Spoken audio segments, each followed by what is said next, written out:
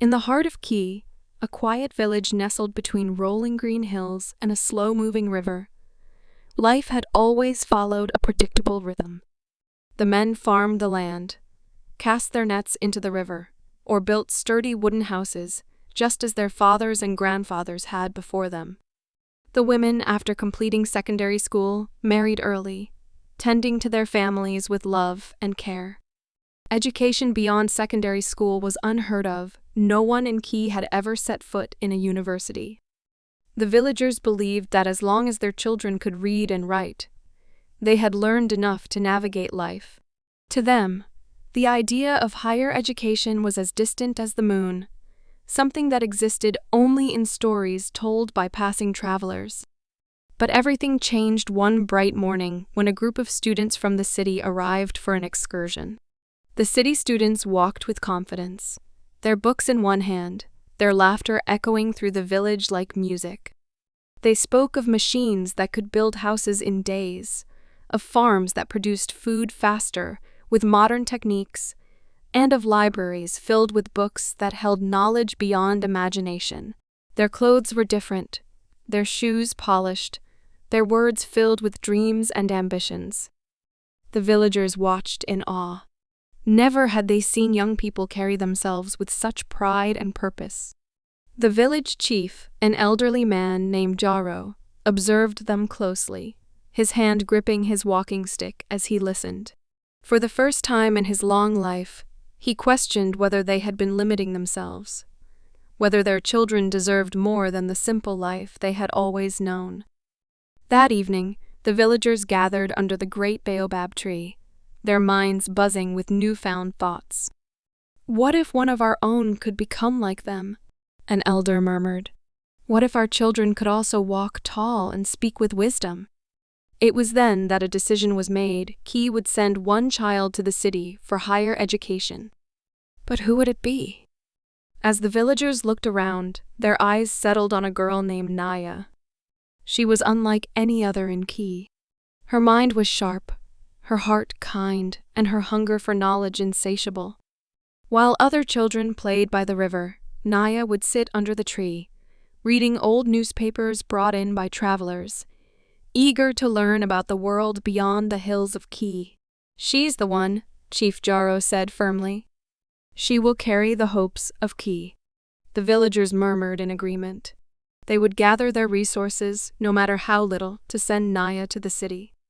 She would not only go for herself, but for all of Key, for the generations that would follow. That night, as Naya lay on her sleeping mat, staring at the thatched roof above her, excitement and fear swirled within her. The city was unknown, vast, and full of mysteries. Would she truly belong there? But as she closed her eyes, she remembered the way the city students had spoken with knowledge, with purpose, with confidence. She whispered to herself, "I will not fail them." Little did she know, the journey ahead would be far more difficult. The morning of Naya's departure was filled with both excitement and sorrow. The entire village had gathered by the riverbank, watching as she prepared to leave for the city. The women packed food for her journey: dried yams, roasted groundnuts, and a small bottle of palm oil. The men pooled together what little money they had, every coin given with the hope that it would help Naya survive in the world beyond Key. Naya's mother, Sua, held her daughter's hands tightly, her eyes glistening with unshed tears. "My child," she whispered, "we have given you all we can. The rest is in your hands. Be strong, be wise, and never forget where you come from." Her father, a quiet man named Baina, simply placed his rough, calloused hand on her head in blessing. He was a man of few words, but the pride in his eyes spoke louder than anything he could say. Elder Jaro stepped forward, his walking stick sinking into the soft earth. "Naya, you carry the dreams of Key on your shoulders. Do not be afraid. The road may be long, but you will not walk it alone. We will always be with you in spirit." The villagers raised their voices in agreement, chanting prayers for her journey. Naya felt their warmth surround her, but deep inside, a small flicker of doubt remained. The city was an unknown world, one she had only read about in torn pages of old books. What if she failed? What if she wasn't strong enough? But there was no turning back. With a final embrace from her mother, she climbed onto the wooden cart that would take her to the nearest town, where she would board a bus to the city. The wheels creaked, the oxen groaned, and slowly, the cart began to move. As she looked back, she saw her people waving, some wiping tears from their eyes. The sun cast golden light over the village, the same village she had always known, the only home she had ever had. Would it still feel like home when she returned? The journey to the city was long and dusty.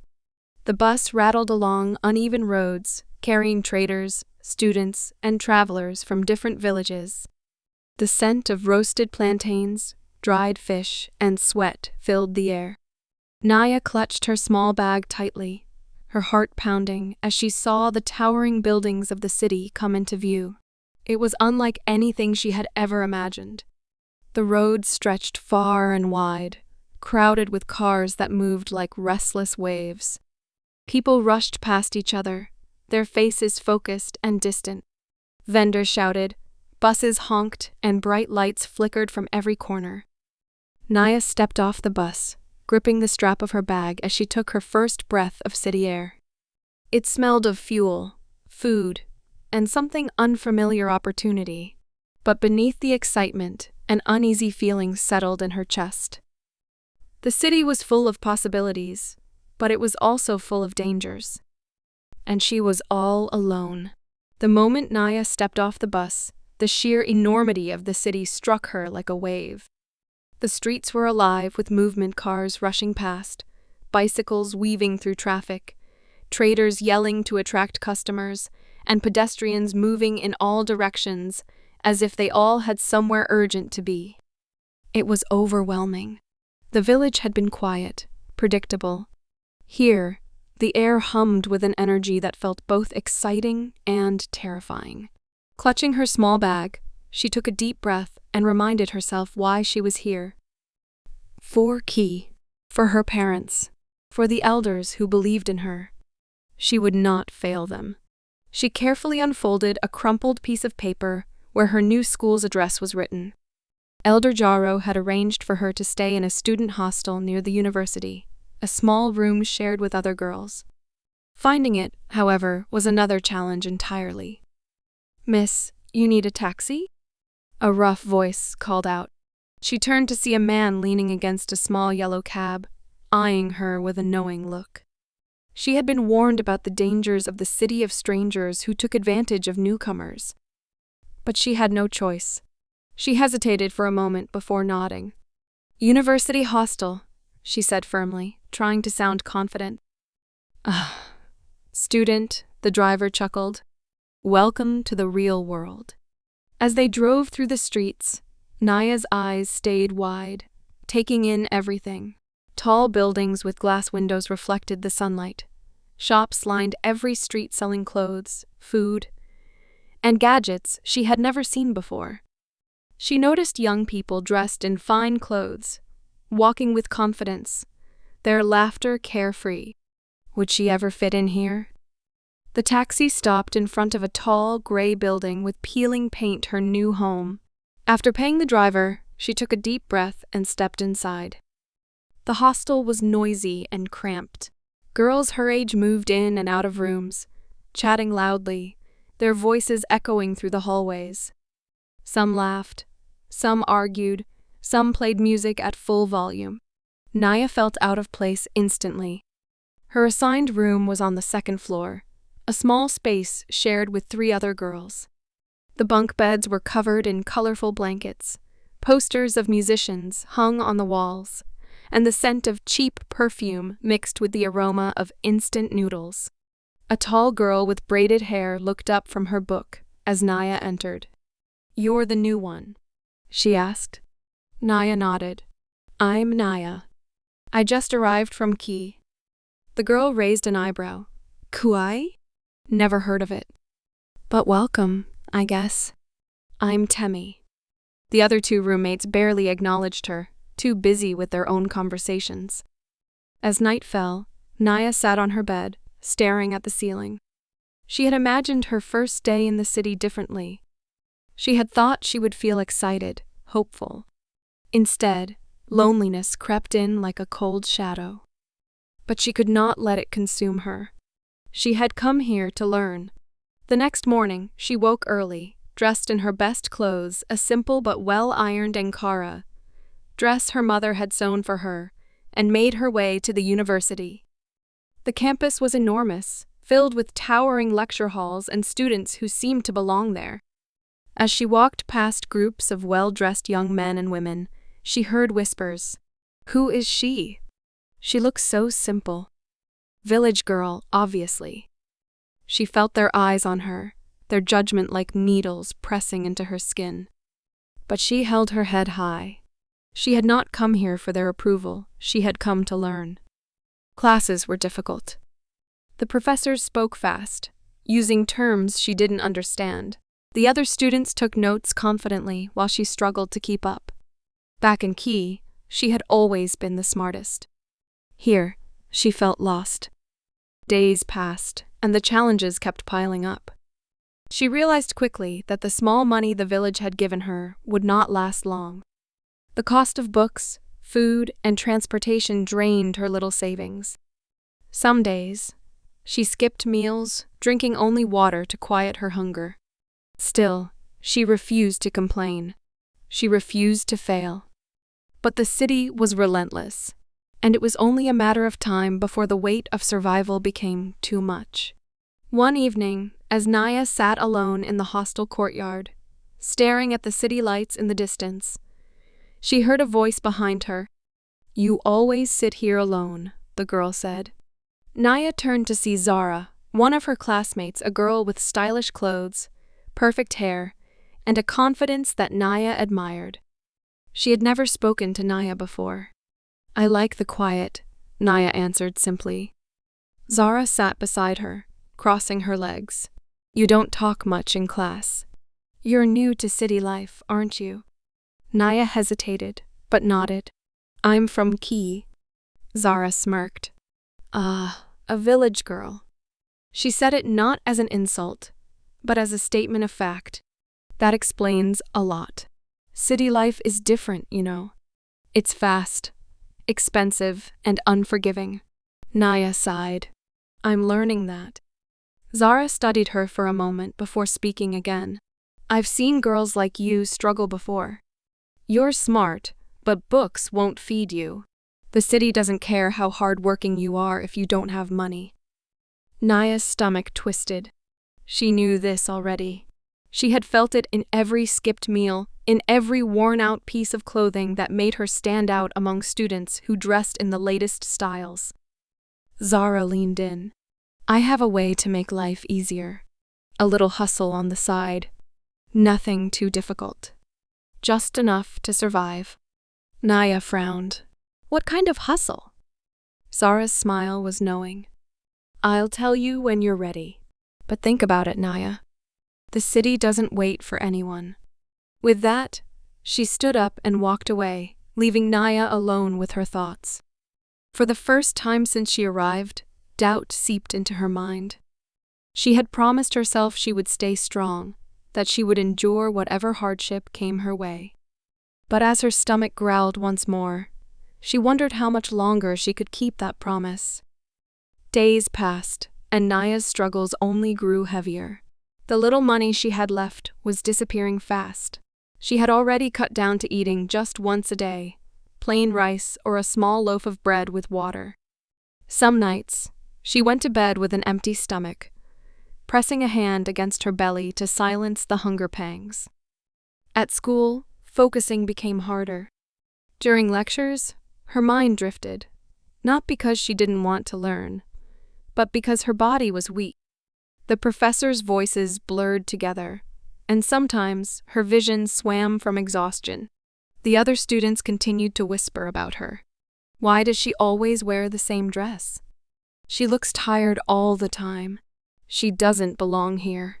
She tried to ignore them, but their words stuck to her like thorns. One evening, she sat outside her hostel, knees pulled to her chest, watching the city glow in the distance. The lights looked beautiful, but they belonged to a world she could not reach. Then Zara appeared again, dressed in her usual fashionable outfit, her perfume lingering in the air. She sat beside Naya and handed her a small packet. "Eat," she said simply. Naya unwrapped it and saw a meat pie, warm and fresh. The smell made her mouth water. She hesitated for a moment before taking a small bite, then another, until she had devoured it completely. Zara watched her with an amused expression. "See, that's what having money feels like. You don't have to suffer, Naya.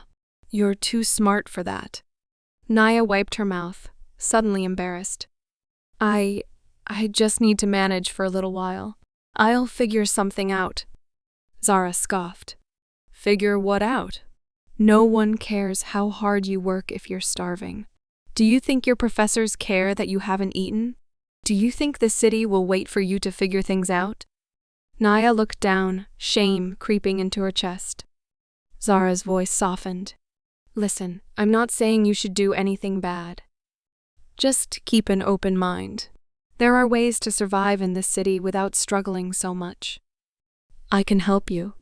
Naya hesitated, her mother's words ringing in her ears. "Be strong, be wise, and never forget where you come from." But her stomach growled again. "Just think about it," Zara said, standing up and adjusting her purse. "When you're ready, come find me." Naya watched her walk away, her mind spinning. For the first time, she wondered if she was truly strong enough to keep her promise to Key. A week later, Naya found herself standing outside a brightly lit lounge in the wealthier part of the city. She had finally given in. Hunger had won. Zara had given her a dress one far different from the simple Ankara gowns her mother had made for her. It was short, tight, and shimmering under the streetlights. When she had first put it on, she barely recognized herself. "You look perfect," Zara had assured her. "No one will ever guess you're struggling." Now, standing outside the lounge, Naya's heart pounded. She wanted to turn around, to run back to her hostel and bury herself under her blanket. But the image of her empty food cupboard and unpaid school fees kept her feet planted. Inside, the air was thick with perfume, music, and laughter. Men in expensive suits sat at tables, sipping from glasses filled with golden liquid. Women, dressed in elegant outfits, moved gracefully through the room, their voices sweet as honey. Zara led her to a table where a man was waiting. He was older, maybe in his late 30s, with a confident smile and eyes that lingered too long. "This is Naya," Zara introduced her, and the man's smile widened. Naya forced herself to sit, to smile, to pretend she belonged. The man slid a crisp bundle of money across the table. More money than she had ever held in her life.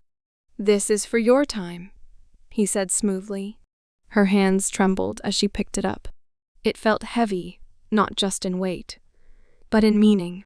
Somewhere deep inside, a voice whispered, "This is not why you came here." But she silenced it.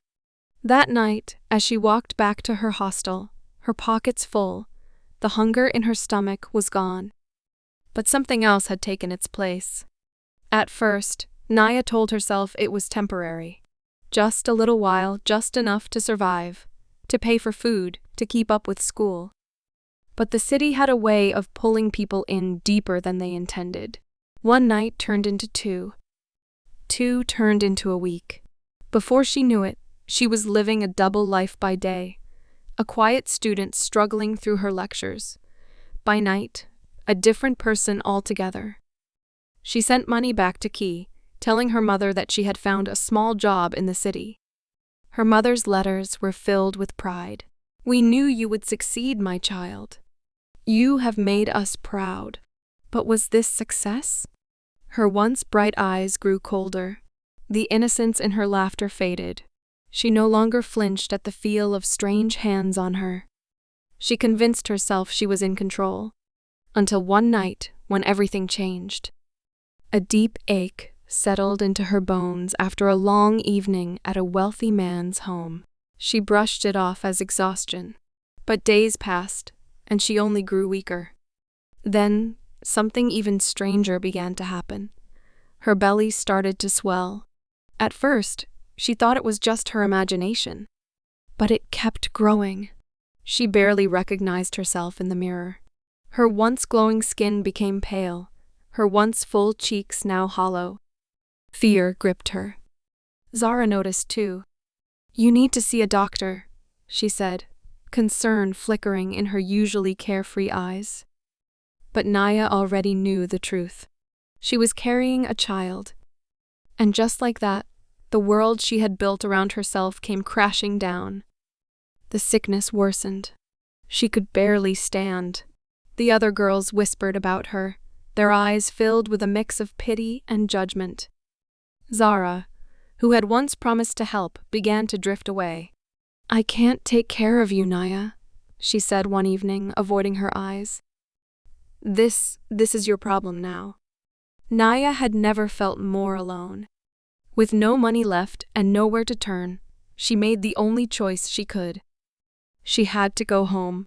She arrived in Key on a misty morning, carried by two of her former classmates who had grown tired of watching her waste away. The villagers who had once sent her off with hope gathered around in stunned silence. She was barely recognizable. Her once bright smile was gone. Her body frail, her belly swollen with a child she could not explain. Her mother collapsed in tears. Her father turned away, his heart too heavy to speak. Elder Jaro, the one who had believed in her the most, shook his head in sorrow. "This is not the Naya we sent to the city." And with those words, Naya realized the full weight of what she had lost. The village of Key, once filled with songs and laughter, was now shrouded in silence as Naya lay on a woven mat in the village square. The same people who had once gathered to celebrate her departure now stood in sorrow, their faces filled with disbelief and heartbreak. Her mother, Sua, knelt beside her, cradling her frail hands. Tears streamed down her face as she whispered, "My child, what happened to you?" Her father, Bana, stood at a distance, unable to look at her. He had sent his daughter to become something great, but the girl who had returned was nothing but a shadow of who she had been.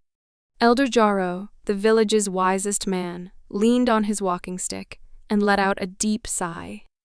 "The city took more from you than it gave," he said gravely. Naya's lips trembled. Her throat was dry, but she forced herself to speak. I lost my way," she admitted, her voice barely a whisper. "I was hungry, desperate. I made choices I cannot undo." The villagers murmured among themselves. Some shook their heads in disappointment, others wiped away tears. Then Elder Jaro raised his hand, silencing them. He looked down at Naya, his expression softer now. "You have suffered much, child, but regret alone will not heal you. Tell us, are you ready to make things right?" Naya's vision blurred with tears. She had been drowning in shame, but now a tiny flicker of hope lit up inside her. Could she truly be forgiven? Could she start again? She nodded weakly. "Yes, if you'll allow me." The village healers took her in, nursing her back to health with herbal remedies and nourishing meals. They whispered ancient prayers as they rubbed oils into her skin, as if washing away the darkness that had clung to her for so long. Each day, she grew stronger. Her body, once frail, regained its strength. Her eyes, once dim with regret, began to shine again. The women of the village gathered around her, teaching her how to care for the child growing inside her. Though she had made mistakes, they did not turn their backs on her. They reminded her that a child was not a curse, but a second chance. And so, when the time came, under the soft glow of the moon, Naya gave birth to a baby boy. His cries filled the night, piercing through the sorrow that had hung over her for so long.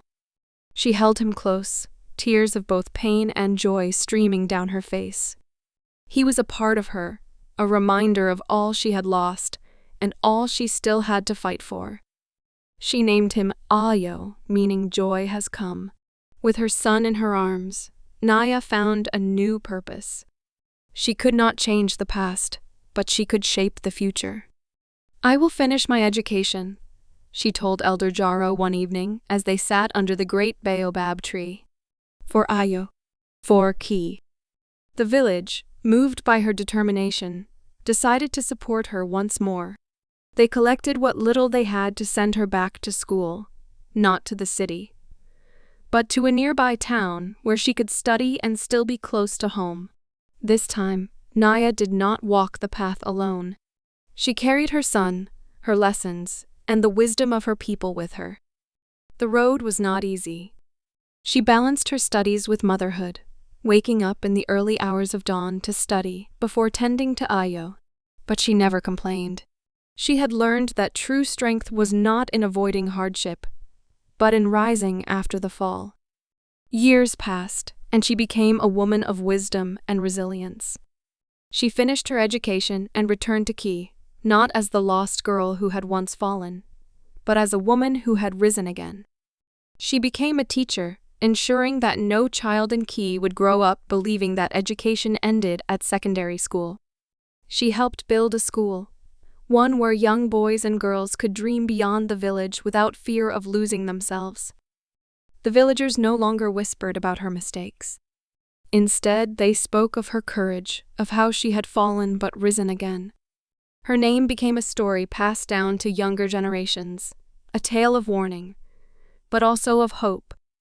And as the years went by, Ki changed. More children went to school. More girls dared to dream beyond early marriage. The village, once untouched by time, began to grow. And it all started with one girl who fell and found the strength to rise again.